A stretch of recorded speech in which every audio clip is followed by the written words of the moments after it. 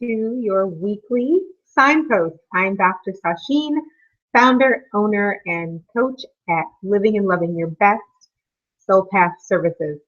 Thank you for joining me once again for another weekly Signpost. For those who were looking for it last week, you do have my apologies.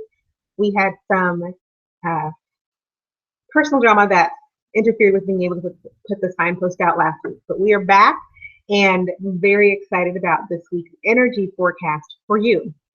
The topic of this week's Signpost is surrender to change. And I don't know about you, but I gotta be honest, this has been a hard week.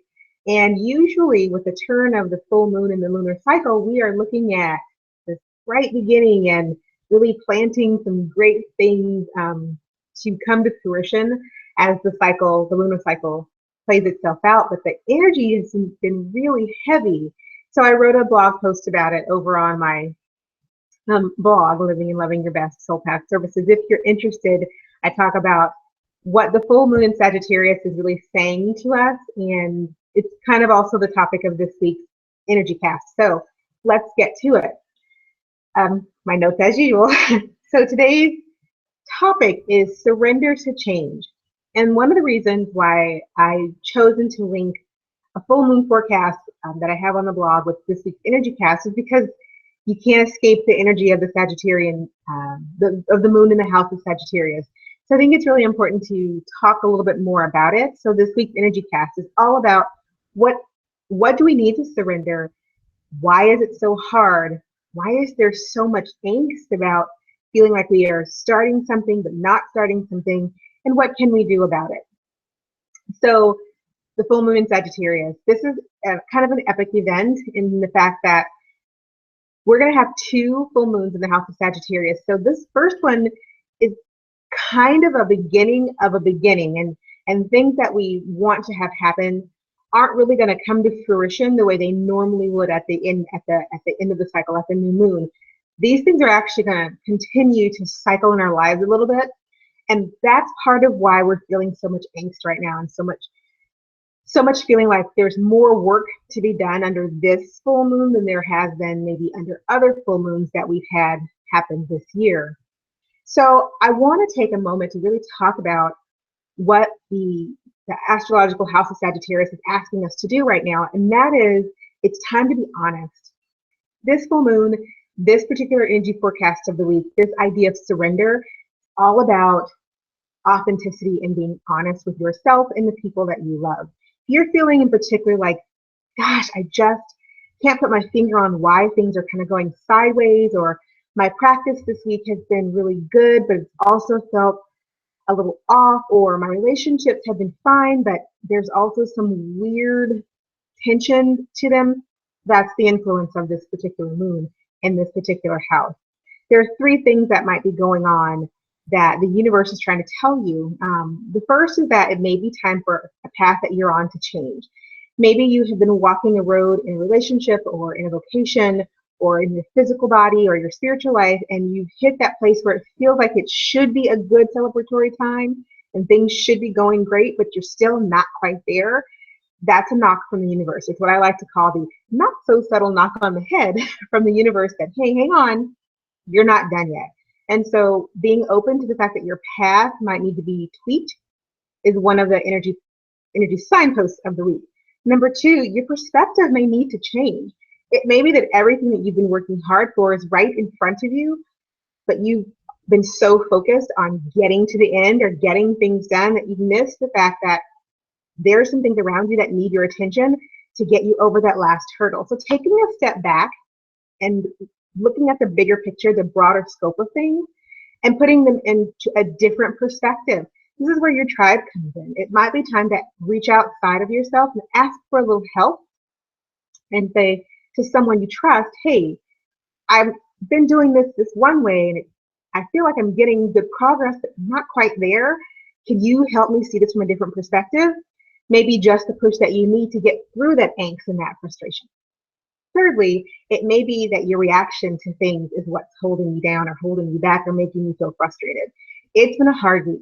It's been a really hard week, and there have been a lot of times in the past week where I have wanted to react in ways that I've always reacted to things. I've been very closed down, very insular, very kind of going back into myself. And what I realized is that reaction hasn't served me well in the past. Sometimes we do need to retreat, everyone does a full stop.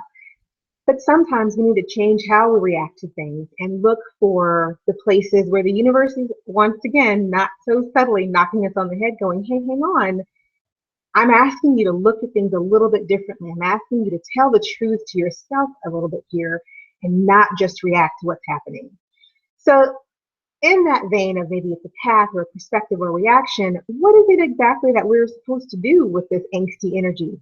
Well, I think what we're supposed to do is listen and listen and listen and learn from what's happening in our space right now. The big signpost that we're standing under in the midst of the fog of the Sagittarian moon is the signpost of the universe saying, knock, knock, I'm here. You need to listen to me. In order to listen, we've got to learn how to tell the truth to ourselves. We've got to learn how to tell the truth to other people. One of the gifts of the House of Sagittarian is to be brutally honest. That honesty is for ourselves and for others. And what's really crucial and pivotal at this point in this week, especially in this great change time, is to not let go of the dreams and the goals and the things that we want, and to be really honest about what we're willing to do to get them, and to be honest with people who may not be as excited about where we are in our lives.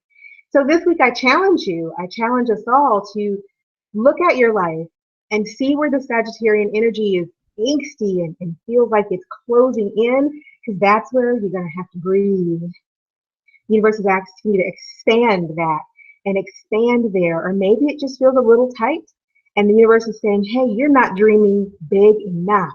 You're not wanting enough. You need to want more. And then say, honestly, what are you willing to do to get more? What are you willing to do to be more authentically who you are in this vast space called the energy flow? So that's the energy forecast for the week. As always, we will pull a card to see what direction that energy is going. And this week's card comes from the Mythical Goddess Tarot, which is one of my favorites to use. And it just so happens it's also one of my favorite cards. It's a hard card sometimes to have pulled on you, but I think it really works for this week's energy. And that is the Sacred Crow Woman Sacred Law card. She's beautiful, isn't she? This card is really profound for this week because Sacred Law is all about understanding, listening, not only with our ears, but with our hearts, not only with our hearts, but with our heads, not only with our heads, but with our spirit. Really listening to what the universe is trying to tell us and not shrinking away from that truth, because it makes us really uncomfortable to think that we might have to shed our skin a little bit and be something new. So we're snaking our way out of a skin that the universe is making really uncomfortably tight. So this week, look around you. Where does the skin need to be shed? Where do you need to expand? Where do you need to listen? Where do you need to learn? Remember, we are not just humans here having an experience on earth. We are souls here having the human experience. So please go forth and have a wonderful experience this week.